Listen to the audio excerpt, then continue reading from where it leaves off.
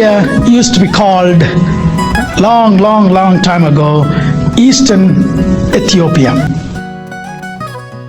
ሰላም የጋያ ቻናል ቤተሰቦች፣ ዛሬ ይዤላችሁ የቀረብኩት ታሪክ ከሀገራችን ድንበር ወጥተን የህንድ ውቅያኖስን ተሻግረን የምናገኘው አንድ ድንቅ የሀበሻ ታሪክ አሻራ።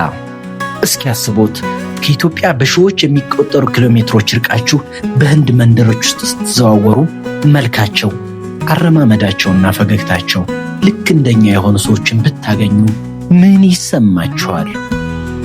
ታሪክ ብዙ ጊዜ በኃያላን ይጻፋል። ነገር ግን በታሪክ ማህደር ውስጥ ተደብቀው የቆዩ የሰው ልጅን የጽናትን ጥግ የሚያሳዩ ድንቅ ታሪኮች አሉ። ዛሬ ከሺህ ዓመታት በፊት ከምስራቅ አፍሪካ ተነስተው የህንድን ውቅያኖስን አቋርጠው በምድር ላይ የማይጠፋ አሻራ ስላሳረፉ ሀበሾች እናወራለን። እነዚህ ሰዎች በህንድ ሲዲዲ ወይም ሀበሻዎች በመባል ይታወቃሉ።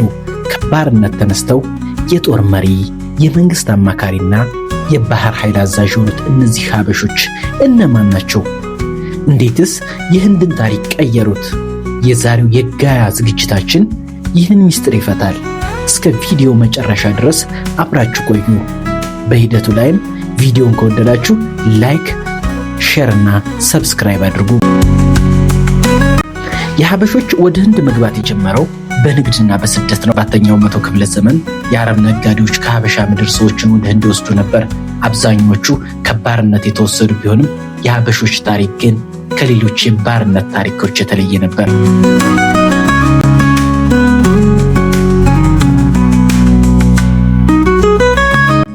በህንድ የነበሩ ሱልጣኖች ሀበሾችን በጣም ይፈልጓቸው ነበር።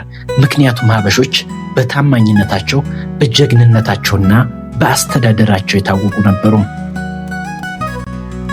ከህንድ የአካባቢ ጎሳዎች ወገንተኛ ስላልሆኑ ለነገስታቱ የቅርብ ታማኝ ጠባቂዎች ለመሆን በቁ።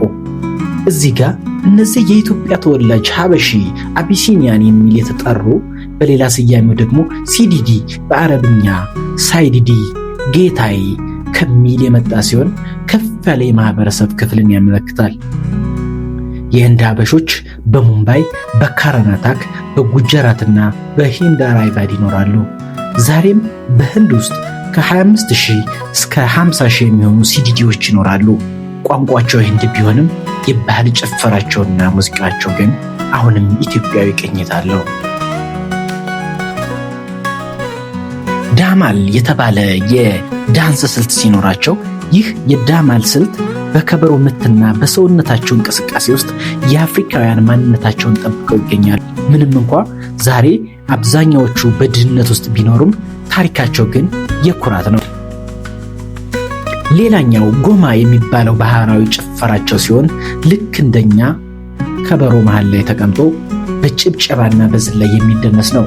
ይህ ጭፈራ ከምስራቅ አፍሪካ ንጋውማ ጋር ተመሳሳይነት አለው።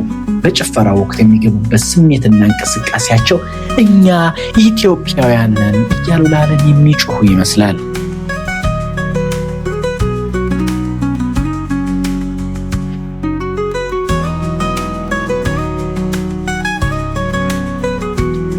የህንድ ሀበሾች ታሪክ የሚያስተምረን አንድ ትልቅ ነገር አለ።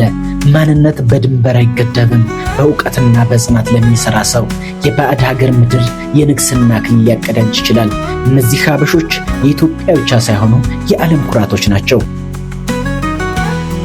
አብዛኛዎቹ ሱፊ ሙስሊሞች ሲሆኑ የክርስትናና የህንድ እምነት ተከታዮችም ይገኛሉ በማህበረሰቡ ውስጥ። ስለ ህንድ ሀበሾች ሲነሳ ቀዳሚው ሰው ማሊክ አምባር ነው። እስኪ ስለዚህ ሰው በጥቂቱ እናውጋ።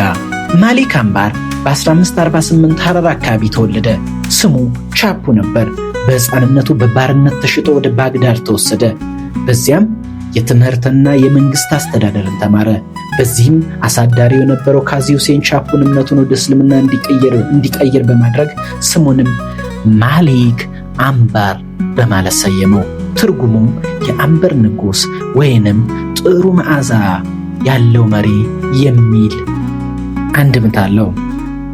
ማሊክ አምባር በመጨረሻም በ1571 ህንድ ለመድረስ በቅቷል። ማሊክ አምባር ተራ ባሪያ ሆኖ አልቀረም። ነፃነቱን አግኝቶ የራሱን ጦር በማደራጀት ጀመረ። ብዙም ሳይቆይ አህመድ ናጋር በተባለው የህንድ ግዛት ውስጥ የጦር አዛዥና ጠቅላይ ሚኒስተር ለመሆን በቃ። ታዲያ የዚህ ሰው ገድል ምንድነው?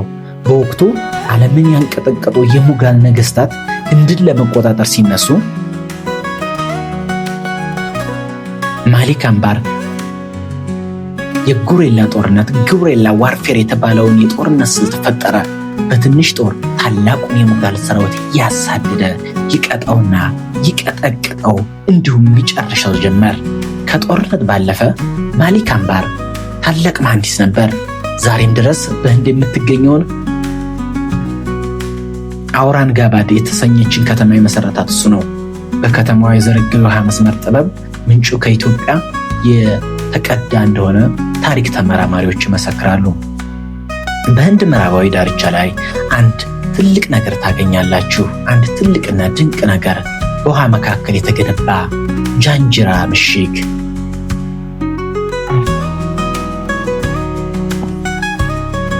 ይህ ምሽግ በሀበሻ ሲዲዎች የተያዘና የሚመራ ነበር።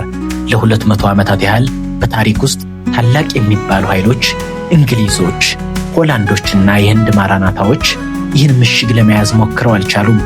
የሀበሻ መርከበኞች የባህሩን ሞገድና የመድፍ ጠበምን አቀናጅተው ምሽጉን የማይደፈር አድርገውት ነበር። ዛሬም ድረስ ይህ ምሽግ ቆሞ የጥቁር ህዝብ የባህር ላይ ኃያልነትን ይመሰክራል።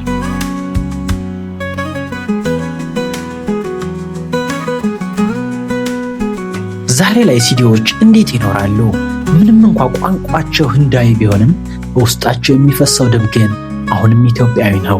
ይህ ደግሞ በጭፈራቸው ይገለጣል። ምንም እንኳ አሁን ላይ ብዙዎቹ የኢኮኖሚ ችግር ቢኖርባቸውም ማንነታቸው ግን አልዘነጉም። እኛ የሀበሻ ዘር ነን የሚሉ ኩራት ዛሬም በልባቸው አለ። እኛ የሀበሻ ዘር ነን የሚሉ ኩራት ዛሬም ድረስ በልባቸው አለ። አያችሁ የጋያ ቻናል ቤተሰቦች፣ ታሪካችን ከአንድ አህጉር አልፎ ዓለምን የዞረ ነው። ማሊክ አምባርና ሲዲዎች የሚያስተምሩን ነገር ቢኖር ኢትዮጵያዊ በሄደበት ሁሉ ታሪክ የመስራትና የመሪነት ተሰጥኦ እንዳለው ነው።